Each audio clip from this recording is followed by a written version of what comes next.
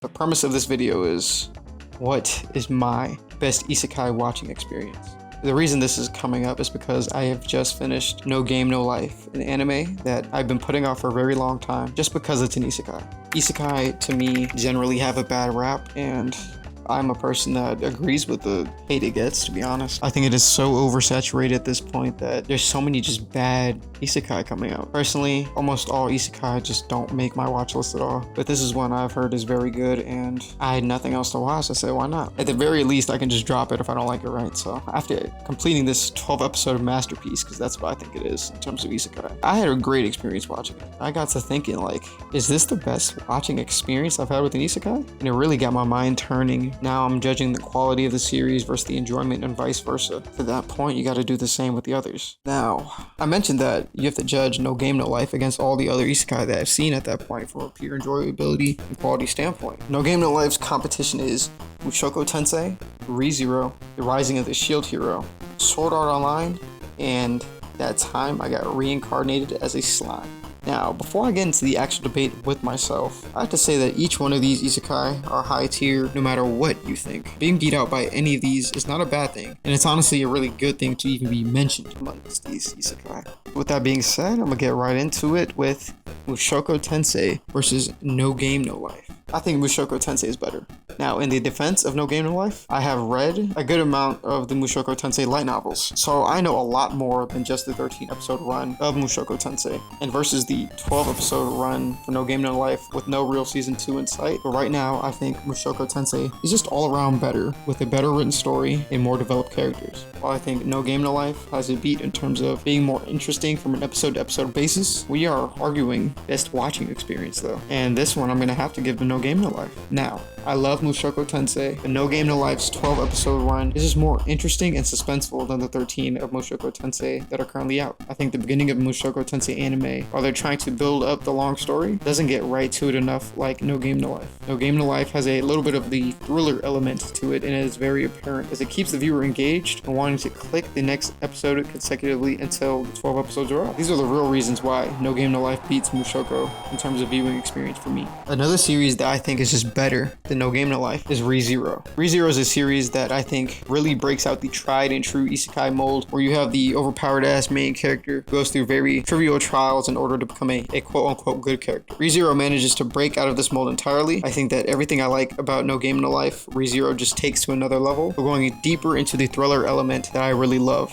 Now, I think that in terms of enjoyability, I'm also going to have to give this one to ReZero. This is just another series where I just flew right through the episodes. 48 episodes and I just flew through them in 2 days. But I also did the same with No Game No Life. Now the difference is I connect more with the ReZero characters like Subaru, Amelia, Ram, Garfield, Otto, and I as a whole just like their cast and characters more. Not to mention that the villains don't stay villains in No Game No Life. Personally, I don't like the switching up they do so easily. I think it can work. Like, I think Kurami switching up was good. I think that makes sense. But I don't think the War Beasts were supposed to just give up like that. One of the things that really draw you in and keeps you engaged is your connection to the characters in different elements in the series. And I don't connect with just making friends with my enemies. Now, next anime, Shield Hero. This is a series that I think No Game No Life is better than. I think it is a better viewing experience than. I say this because Shield Hero was supposed to be something that was great. Not good, but great. Stood up to the good category, but it never ascended to its greatness that the first couple episodes really tricked you into thinking it was going to get to. It's still a good series, but it couldn't hold up on its first couple episodes hype, while No Game No Life did build on its early episode success and get better from an episode to episode. Not to mention, the scenery just washes. It's really not even close. This is probably the most controversial take. Sword Art Online is not bad. Now, Sword Art Online gets a lot of unwarranted hate, even though it's not even one of the worst isekai out there. Now, I will say there was a 36 episode stretch in Sword Art Online where me personally, I thought it was just bad anime. But when you stick it just to the isekai genre, not that bad. So now that I finished that little Sword Art Online rant, No Game No Life is still better. No Game No Life is still just better. I think that it is Sword Art is so different from season to season that the continuity really isn't there. While No Game No Life clearly just trumps it in terms of story, character building, and watchability. Now, we'll give it to Sword Art Online though. The animation is top tier. A1 Pictures did what they had to do there. And from a enjoyability standpoint, No Game No Life is still better. It's just better.